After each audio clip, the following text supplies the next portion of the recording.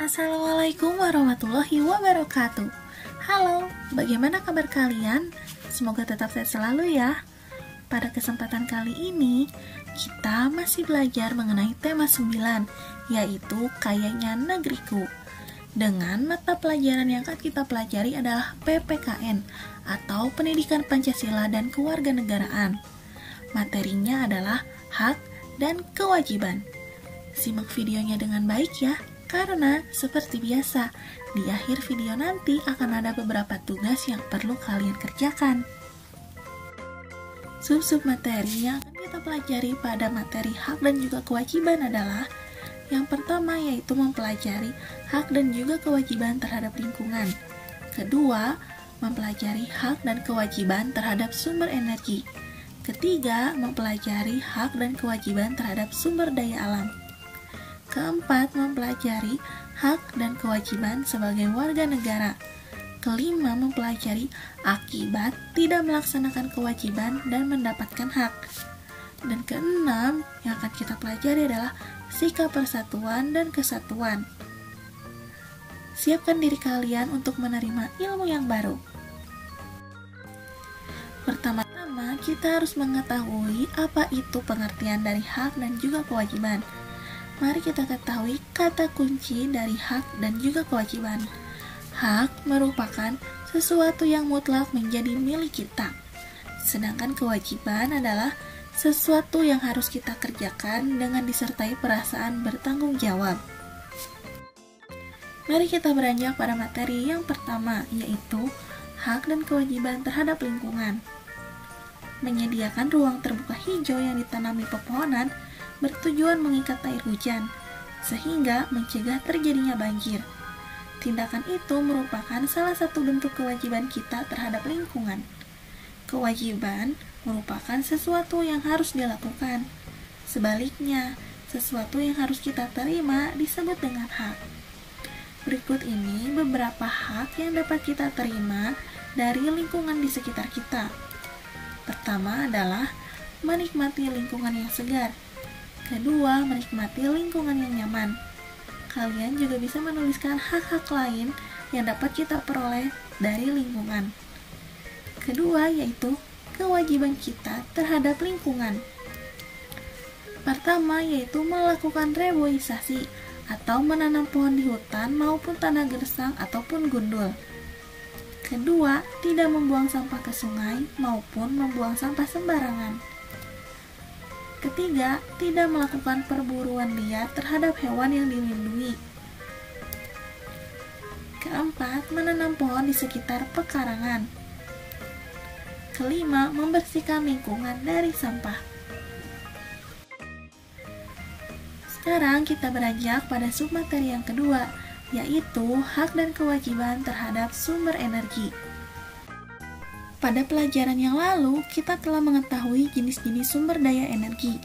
Kita pun harus makin tahu dan makin bijak memanfaatkan sumber daya energi yang ada. Kita sebagai warga negara Indonesia memiliki hak dan kewajiban termasuk dalam hal pemanfaatan sumber daya energi. Hendaknya antara hak dan kewajiban dapat dilakukan secara seimbang. Sumber-sumber energi yang ada di Indonesia yang menyangkut kepentingan orang banyak dikelola oleh negara dan dipergunakan untuk sebesar-besarnya kemakmuran dan kesejahteraan rakyat. Contohnya adalah minyak bumi, batu bara, gas, dan juga air. Setiap warga negara juga memiliki kewajiban untuk memanfaatkannya dengan bijak dan cermat. Berikut hak dan kewajiban setiap warga negara terhadap sumber energi dan pemanfaatannya. Yang pertama yaitu hak warga negara dalam mendapatkan sumber energi. Mendapatkan dan mengelola energi diperoleh selama tidak melanggar undang-undang dan merugikan orang lain. Sedangkan kewajiban warga negara terhadap sumber energi. Yang pertama adalah menghemat energi dengan menggunakannya seperlunya. Kedua, memanfaatkan teknologi dan peralatan yang ramah lingkungan. Ketiga, menjaga dan melestarikan alam untuk menjaga ketersediaan sumber energi. Keempat, melakukan reboisasi untuk menjaga ketersediaan sumber air. Kelima, menggunakan energi alternatif. Contohnya adalah angin, air, atau matahari untuk menggantikan energi yang tidak dapat diperbaharui. Submateri yang ketiga yaitu hak dan kewajiban kita terhadap sumber daya alam. Setiap orang memiliki hak yang sama untuk memanfaatkan dan menikmati sumber energi yang ada di Indonesia. Meskipun demikian, setiap orang juga memiliki kewajiban untuk memanfaatkannya dengan bijak dan hemat. Berikut ini merupakan beberapa hak dan juga kewajiban kita terhadap sumber daya alam. Pertama adalah hak yang dapat kita peroleh dari sumber daya alam. Pertama yaitu mendapatkan dan mengelola sumber daya alam yang diperoleh selama tidak melanggar undang-undang dan merugikan orang lain. Kedua, terpenuhinya kebutuhan air bersih untuk kebutuhan sehari-hari. Kalian juga bisa menambahkan hak-hak lain yang dapat kita terima terhadap sumber daya alam. Kedua, yaitu kewajiban kita terhadap sumber daya alam. Pertama, mengurangi kegiatan yang banyak menghabiskan sumber daya alam. Kedua, pemanfaatan teknologi peralatan yang ramah lingkungan. Ketiga, menjaga dan melestarikan alam untuk menjaga ketersediaan sumber daya alam. Keempat, melakukan reboisasi untuk menjaga ketersediaan sumber daya alam, terutama air. Kelima, mematikan keran air saat tidak dipakai. Submateri selanjutnya yaitu hak dan kewajiban sebagai warga negara. Banyak cara yang dapat menunjukkan rasa bangga dan rasa cinta tanah air. Salah satu caranya yaitu dengan melaksanakan hak dan kewajiban sebagai warga negara yang baik. Hak dan kewajiban tersebut kita laksanakan dengan mematuhi perundang-undangan yang berlaku. Misalnya, pada saat kamu bersepeda di jalan umum, maka kamu harus mematuhi undang-undang lalu lintas. Undang-undang tersebut menjamin pelaksanaan hak dan kewajiban pemakai jalan. Dengan undang-undang tersebut, lalu lintas dapat berjalan dengan lancar. Berikut ini merupakan beberapa hak dan juga kewajiban warga negara. Pertama yaitu mengenai hak yang dapat diperoleh oleh warga negara Indonesia. Pertama yaitu menikmati persamaan kedudukan dan kepastian di muka hukum dan pemerintahan. Kedua, menikmati hidup yang layak, baik itu dalam lingkungan maupun dalam pemorelaan sumber energi maupun sumber daya alam. Ketiga yaitu membela negara. Keempat, mengeluarkan pendapat, baik itu di muka publik maupun dalam forum diskusi. Kelima, beragama dan beribadah. Kita berhak memilih agama dan ibadah yang kita jalani. Keenam, mendapatkan pendidikan yang layak. Ketujuh, mengembangkan kebudayaan. Kedelapan, menikmati kekayaan alam. Sedangkan kewajiban kita sebagai warga negara Indonesia, yang pertama adalah menjunjung hukum dan pemerintahan Indonesia. Kedua, menjaga kelestarian lingkungan sekitar. Ketiga, membayar pajak. Pajak merupakan salah satu sumber pendapatan negara yang digunakan untuk pembangunan, berkaitan dengan pendapatan, kepemilikan, dan harga beli barang. Kesadaran untuk membayar pajak berarti telah ikut serta menyukseskan pembangunan bangsa dan negara. Kewajiban selanjutnya yaitu mengikuti pendidikan dasar, yaitu dari jenjang SD, SMP, dan juga SMA. Dan terakhir, kewajiban kita sebagai warga negara Indonesia adalah membela negara.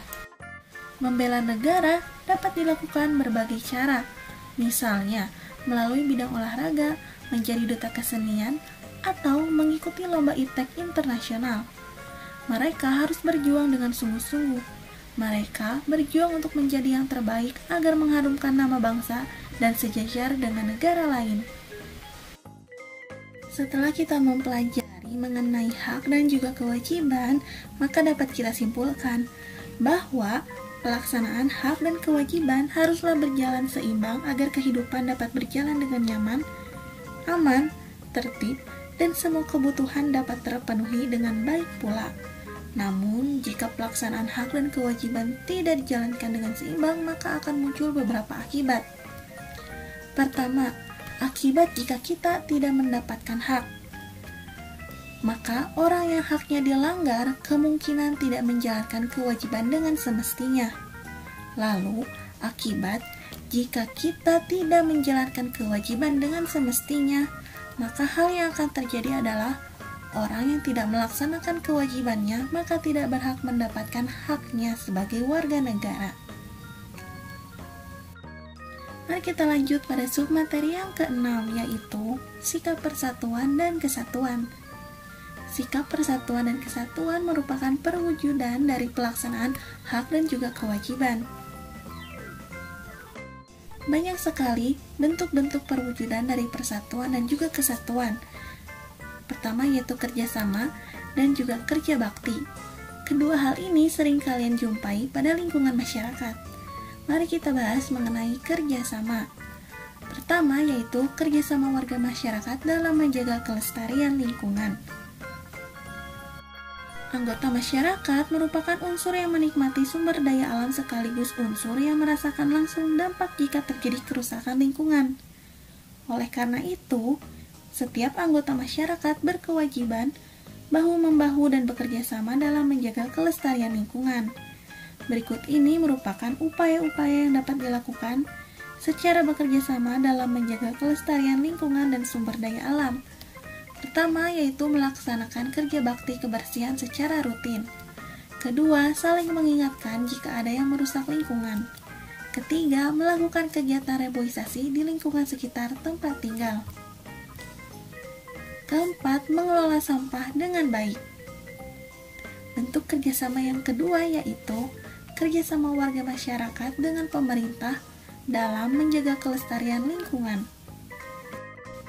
Kerjasama antara masyarakat dengan pemerintah dapat dilaksanakan dengan menetapkan dan melaksanakan peraturan dan program-program lingkungan hidup. Berikut ini beberapa upaya yang dapat dilakukan. Pertama yaitu memberikan sanksi yang sepadan kepada perusak lingkungan. Kedua, memberikan hadiah dan penghargaan kepada pribadi ataupun kota yang menjaga kelestarian lingkungan seperti Adipura dan Kalpataru. Ketiga, yaitu membentuk LMDH atau Lembaga Masyarakat Desa Hutan untuk mengontrol secara swadaya kelestarian hutan. Keempat, menyediakan tempat pembuangan sampah. Jika masyarakat dan pemerintah telah melaksanakan kewajiban terhadap lingkungan, maka manfaat dari lingkungan pun bisa kita dapatkan. Semoga materi yang disampaikan pada hari ini dapat bermanfaat bagi kalian semua. Tiba saatnya pada pemberian tugas. Kerjakanlah tugas-tugas berikut dengan teliti. Kalian bisa meminta bantuan kepada orang tua ataupun saudara kalian dalam mengerjakan tugas tersebut. Sekian materi yang disampaikan pada hari ini. Mohon maaf bila ada kesalahan ataupun kekeliruan dalam menyampaikan materi. Jangan lupa untuk like jika kalian menyukai video ini, share ke teman-teman kalian agar teman-teman kalian mendapatkan ilmu yang sama dengan kalian, dan subscribe. Terima kasih. Wassalamualaikum warahmatullahi wabarakatuh.